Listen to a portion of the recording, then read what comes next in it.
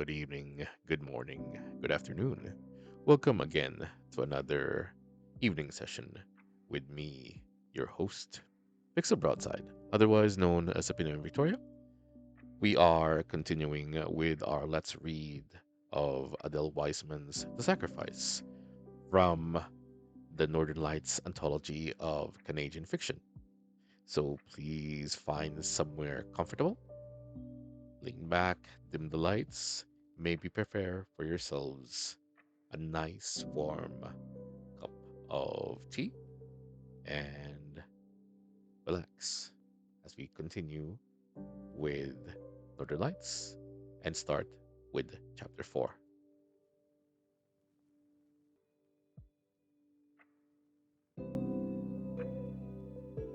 Chapter 4. There certainly was a great deal of vulgarity in the shop, Isaac discovered, more than his father realized. The men and girls in the stuffy factory, which smelled of sweating bodies, were very free and easy together. Not that much was meant in general. Sometimes Isaac himself thought of something to say that was clever and vulgar, but the vulgarity wasn't limited to the workers. Everybody in the shop knew that the big boss himself had only two joys in life: penny pinching and fanny pinching. There were fights in the shop too, between the workers, sometimes over the work, sometimes over vulgarities that were said too sincerely and taken as insults. One of the girls had thrown a pair of cutting scissors at one of the men halfway across the room because of something he had said. Luckily, the scissors had only caught his scalp lightly, but there had been a big gash and much blood. They had to call a doctor to treat the girl for hysterics. That was a month ago. Now the two were engaged to be married, and a collection had been taken up among the workers for a wedding present. The work itself was not what he had expected.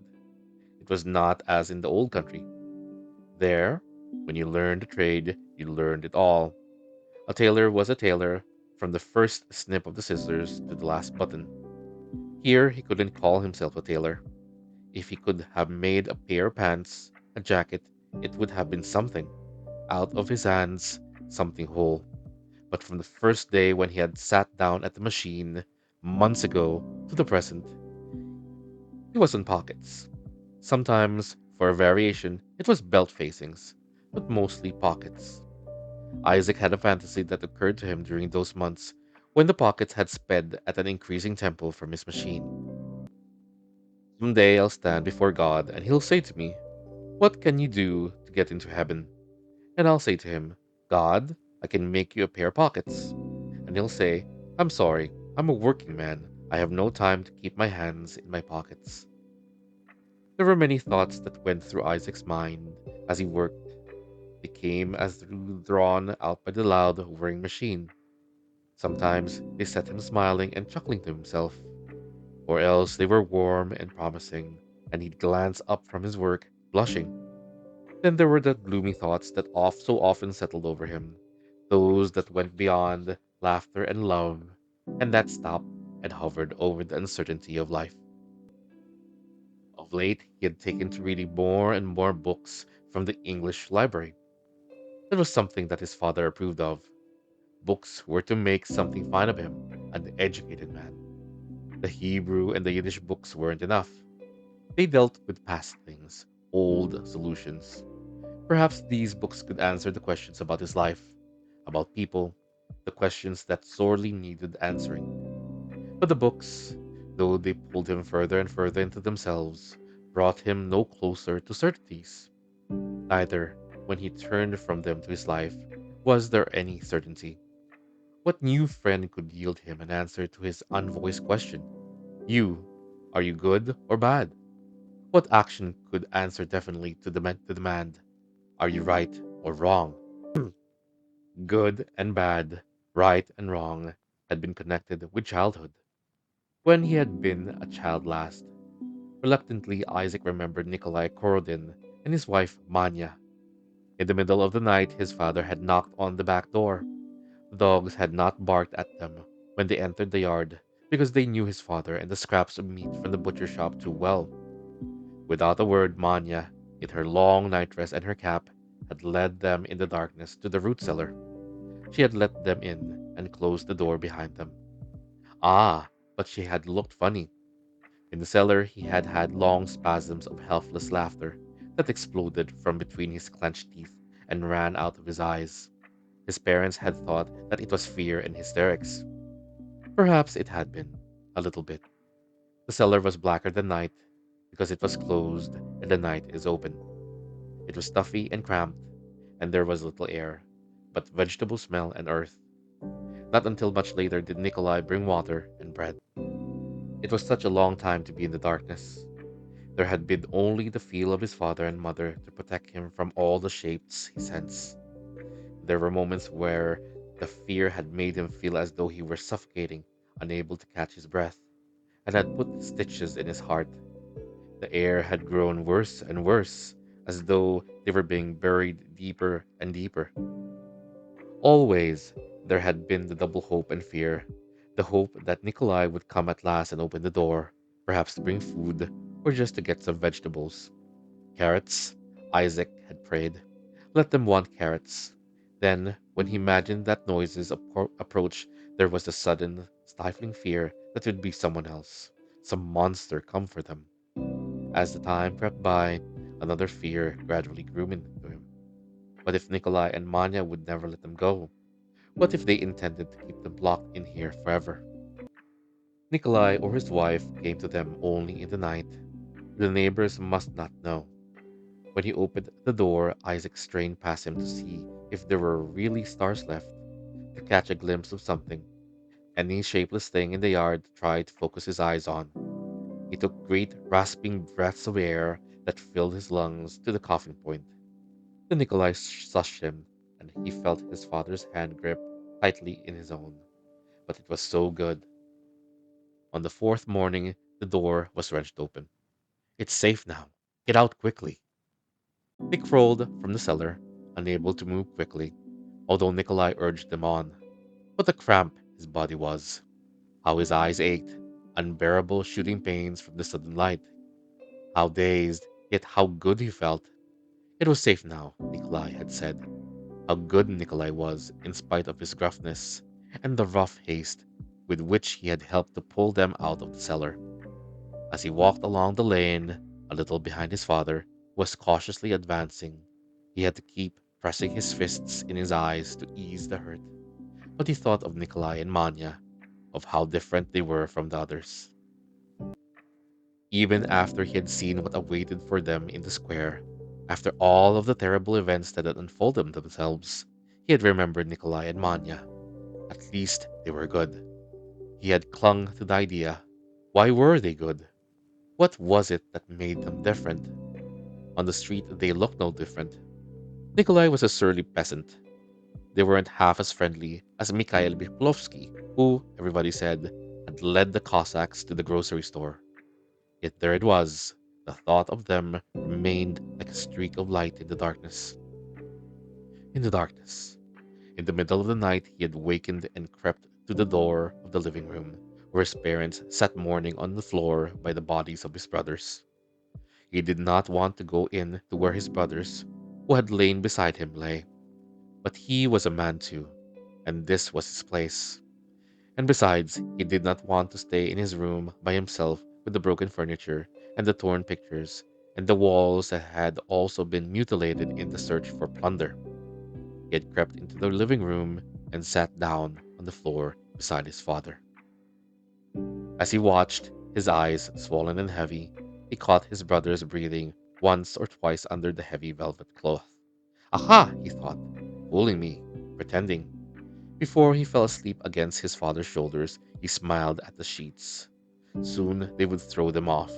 They would stand and smother the candles that threw horrible shadows on the wall and on the faces of those who sat beside them. When they laughed, he would tell them that it was not a good joke. It was a time, even after they were buried, before he fully realized that there would be no more joking between them, not until they went to say goodbye to Nikolai Korodin and Manya. There had been such an agitated, silent bustle of preparation to leave. He had scarcely even left the house by himself. His father didn't want him to. When he saw his friend Menasha, it had been as though from a great distance. Menasha had looked at him with such timidity and respect that he had felt himself completely set apart. Menasha, he knew, had lost only an uncle.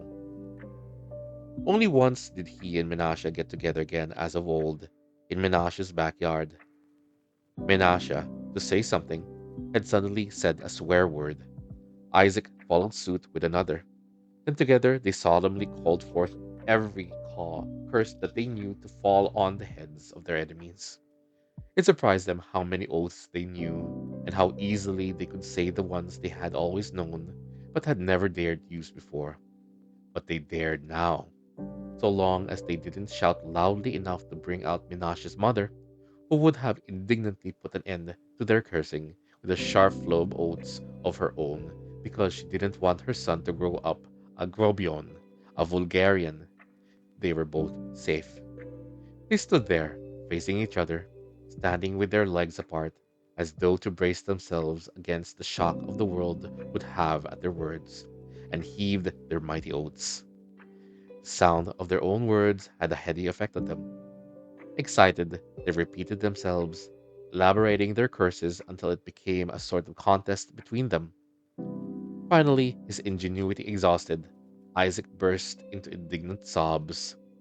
Menashe, in sympathy, broke into tears as well. That had been his farewell to Menashe, was only a name now. That day came when they went, all three of them, to see Nikolai Korodin and his wife Manya. It was only right to take a ceremonious parting, although, of course, since they planned to steal across the border, not even Nikolai and Manya were to know that it was a parting. These people had saved their lives, even though neither his father nor his mother seemed to care very much about this. Still, it meant something to show their gratitude. Manya invited them into the house. Nikolai appeared from his orchard. They went into the living room, which was used only on special occasions. It had a stale smell that seemed to have been left over from a bygone celebration. The walls were painted with decorations in many colors. Pheasants like bright things. Their own was white with very little decoration. But of course, they weren't peasants. The smell must come from what they ate, Isaac guessed. Pork.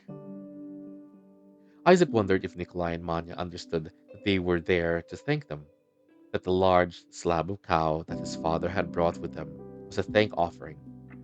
Of course they must, yet he felt that something should be said as well. It was a time for words, a time to break down the restraint that seemed to hold his father and Nikolai to the topics of crops and the fruit orchard. Maybe his father was waiting for the moment. Isaac listened to the conversation and waited too, letting his eyes rove over the flowery walls. That was one thing about colors and ornaments. There was always something to look at. Then Manya went into the kitchen to prepare some tea. No more bread and water. Isaac idly watched her move into the kitchen. Would the smell become stronger when she opened the kitchen door? That he'd know it was pork. Through the open door of the kitchen, Isaac recognized with a shock their own samovar that had disappeared during the pogrom. He felt an involuntary shudder run through him. It stood on the sideboard in the kitchen to the left of the door. It was unmistakable. It had been his mother's pride. It had stood her for a dowry when she had married. For a moment, he felt panicky, as he had felt when he thought he heard alien footsteps outside the vegetable cellar. The room was suddenly filled with danger. He forced his eyes away from the kitchen. The bright walls began to close in on him. He tried to breathe, but his breath seemed to be caught on a jagged stitch in his chest. Had Nikolai seen that he'd noticed?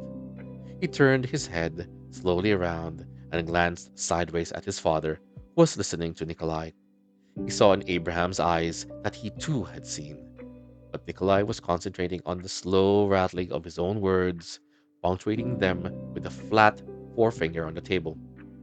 Isaac breathed slowly, easing his breath over the stitch. His father's eyes, now perfectly blank, moved past his own, and he said something in answer to Nikolai. His mother was not looking at anything but sat still, her swollen eyes on nothingness. Isaac didn't want to look towards the kitchen again, but in spite of himself, his eyes kept slithering towards the kitchen door. Then, thank heaven, Manya closed the door. Isaac felt a prickling all over his body, a nervous urging to get up and go, quickly, to run if necessary. But his father sat, impassive and calm. Of course, they couldn't go yet. It would give them away. It was as though they were the guilty ones and mustn't give themselves away, mustn't be caught knowing. He felt no indignation yet, nothing but fear and the automatic guilt of the prey. Manya brought another samovar and served tea. Isaac's mind had ceased to function, but he could feel the formal little scene that it was enacted with few words in a frightening silence. Ages passed for him before they got up at last and said their goodbyes. Ages passed before the relief of the open door, and for some reason, when they passed through the open door, the relief passed as well. As they walked towards the gate with Nikolai's dogs ambling along beside him, Isaac felt such a sudden sense of loss sweeping over him that it seemed that not until this moment had he really understood that his brothers were gone forever. Perhaps for this reason he didn't like to remember that visit to Nikolai, for the memory of Manya's low slung form in the bright dress disappearing into the kitchen, and the sight of the samovar, for that sense of desolation that came so vividly the moment he remembered the first breath of fresh air he had gulped when they left. That was where his father showed his superiority. Not even the mention of Nikolai's name had ever crossed his lips again since that day. He had not appeared surprised or broken, his silence even to condemn. Isaac had often wondered afterward whether his father had really seen. In the years that had passed, Isaac had often found himself thinking about it, not wanting to, but unwittingly finding that his mind had gone back to that point in time. He had thought it over and over again. He had not even flinched, finally, from the idea that if Nikolai had been abroad on the nights of the pillaging, then he might have been there at the murders as well. Might he not even have taken part? Then why had he protected them? Here thought broke down. How could he accuse Nikolai of goodness? Better, like his father, forget the existence of the peasant. But he found him everywhere, even in the books. They too worked out the question carefully, so that in the end it became two questions, or three. Why couldn't he be like his father, keeping his eyes fixed somewhere at a point so that everything he saw had to mold itself to his perspective?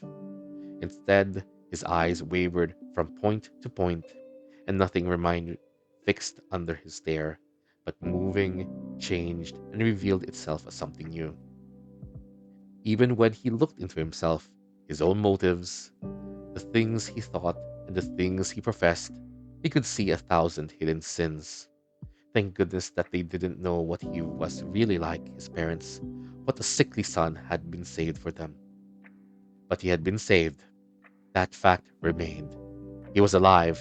At least he was here to feel the mystery of life, its contradictions, to discover, perhaps, its possibilities. If he was confused often, at least sometimes he could sense vaguely that what his father seemed to know for a certainty, that he was not here for nothing. There was something in him that rose up sometimes, a feeling, a longing, a power, an astonishment.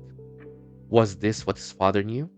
That there was a purity somewhere, in spite of Nikolai, in spite of himself and his degrading thoughts.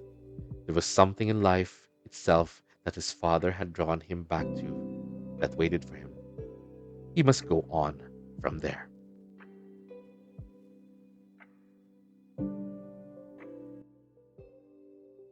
And that is the first part of chapter 4.